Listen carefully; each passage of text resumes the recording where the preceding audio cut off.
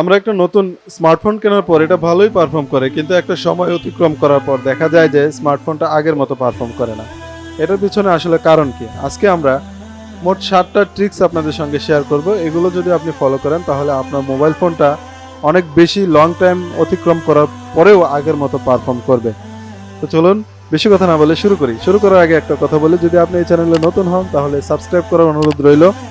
আর যদি ভিডিওটা ভালো লাগে তাহলে লাইক করবেন, ভালো না লাগলে ডিসলাইক করবেন, আর পরামর্শ থাকলে আপনি কমেন্ট সেকশনে আমাকে জানাতে পারেন। প্রথম যে টিপস তা হচ্ছে যে আপনার মোবাইলে আপনি যদি এসডি কার্ড ব্যবহার করেন তাহলে আপনার মোবাইল অনেক বেশি স্লো হয়ে যাবে। আপনি এসডি কার্ড যত ভালো কোয়ালিটির, যত স্পিড সমৃদ্ধ এসডি কার্ড লাগান, আপনার মোবাইল পারফর্ম করবে কম।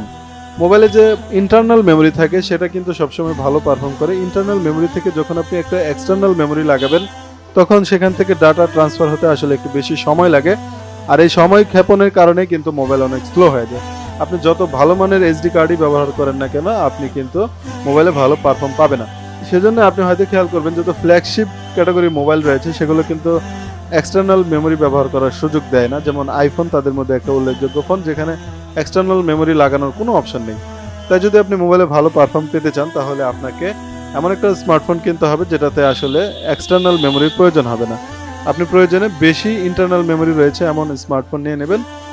দ্বিতীয় যে ট্রিক্স সেটা হচ্ছে মোবাইলের মেমোরিকে ফুল করে রাখা। আমরা অনেক সময় স্মার্টফোনে অনেক বেশি মেমোরি পেয়ে যত প্রয়োজনীয় অপ্রয়োজনীয় সব ডেটা স্টোর করতে করতে দেখা যায় 32 জিবির মেমোরি পুরোটাই ভরে রাখি।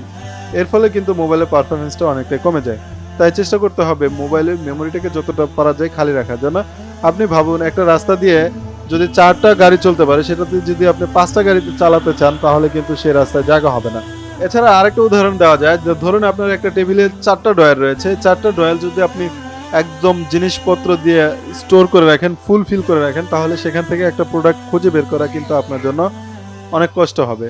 ঠিক এমনিভাবে আপনি যদি এই ড্রয়ারগুলো হালকা পাতলা খালি রাখেন তাহলে সেখানে আপনার কাজকর্ম করতে একটু সুবিধা হবে। মেমোরির ক্ষেত্রে বিষয়টা এমন, আপনি যদি মেমোরিকে হালকা পাতলা খালি রাখেন তাহলে সেখানে আপনার মোবাইলের পারফরমেন্সটা অনেক ভালো থাকবে। তৃতীয় যে ভুলটা করি সেটা হচ্ছে পাওয়ার সেভিং মোড ব্যবহার করা। আমরা অনেক সময় প্রয়োজনে অপ্রয়োজনে পাওয়ার সেভিং মোডটা ব্যবহার করি। এর ফলে কিন্তু যদিও ব্যাটারি ব্যাকআপ ভালো পাওয়া যায় কিন্তু মোবাইলের ওভারঅল পারফরমেন্সটা অনেকটা কমে যায়।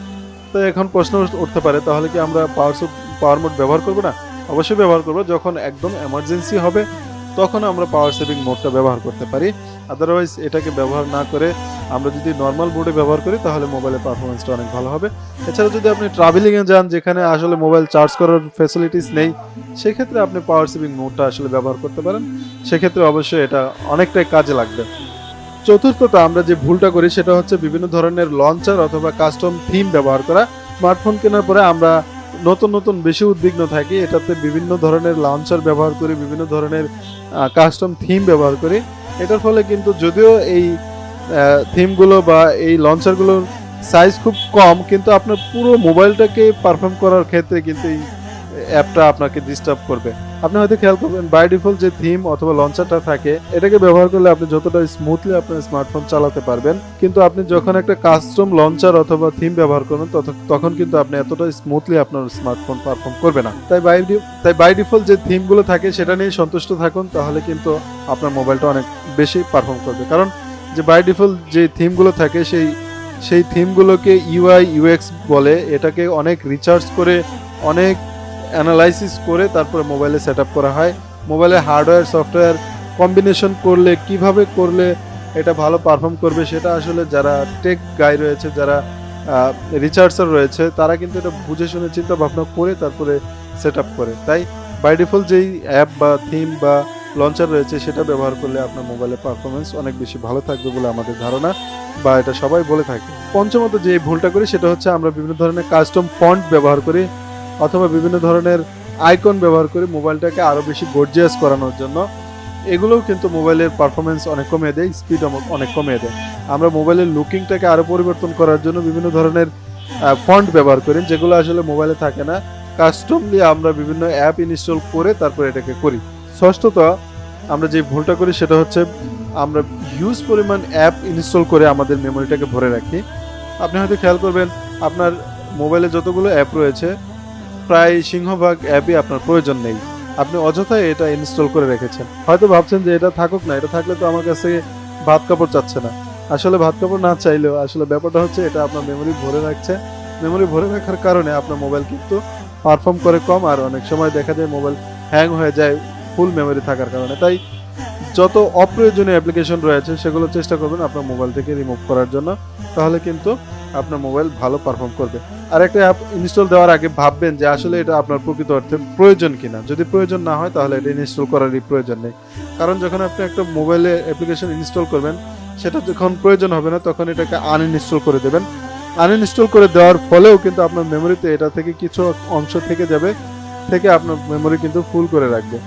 তাই যেটা বেশি প্রয়োজন নাই সেটা ইনস্টল করারই প্রয়োজন নেই। সর্বশেষ বা সপ্তম যে টিপসটা সেটা হচ্ছে যে আমরা বিভিন্ন কাস্টম বা থার্ড পার্টি অ্যাপ্লিকেশন আমাদের মোবাইলে ব্যবহার করি, যেগুলো আসলে গুগল প্লে স্টোরে পাওয়া যায় না, সেগুলোকে আসলে থার্ড পার্টি অ্যাপ্লিকেশন বলা হয়। এই থার্ড পার্টি অ্যাপ্লিকেশনগুলো গুগল প্লে স্টোরে স্থান পায় না এই কারণেই যে তারা বিভিন্ন ধরনের কুকিজ ব্যবহার করে, বিভিন্ন ধরনের ম্যালওয়্যার ব্যবহার করে, যেগুলো আসলে আমাদের পার্সোনাল ইনফরমেশনগুলো নিয়ে তারপর তারা সেগুলো বিক্রি করে দেয়। এই ধরনের আমাদের একটা ধারণা রয়েছে বা এই ধরনের একটা কথা কানাকানি রয়েছে। তো সেজন্য আপনি কাস্টম বা থার্ড পার্টি অ্যাপ্লিকেশনগুলো ব্যবহার করা থেকে বিরত থাকবেন। চেষ্টা করবেন গুগল প্লে স্টোরে যে অ্যাপ্লিকেশনগুলো পাওয়া যায় সেগুলো ব্যবহার করার জন্য। যদিও গুগল প্লে স্টোরে তাদের ব্যবসায় লস হয় এমন অ্যাপ্লিকেশনগুলোকেও তারা জায়গা দেয় না, সেটা আসলে অন্য বিষয়, সেটা নিয়ে অন্যদিন কথা বলবো। তো মোটামুটিভাবে আজকে এই পর্যন্তই থাক। আশা করছি নতুন কোনো ভিডিওতে আবারও দেখা হবে, সেই প্রত্যাশায় বিদায় নিচ্ছি। সবাই অনেক ভালো থাকবেন, সুস্থ থাকবেন। খোদা হাফেজ।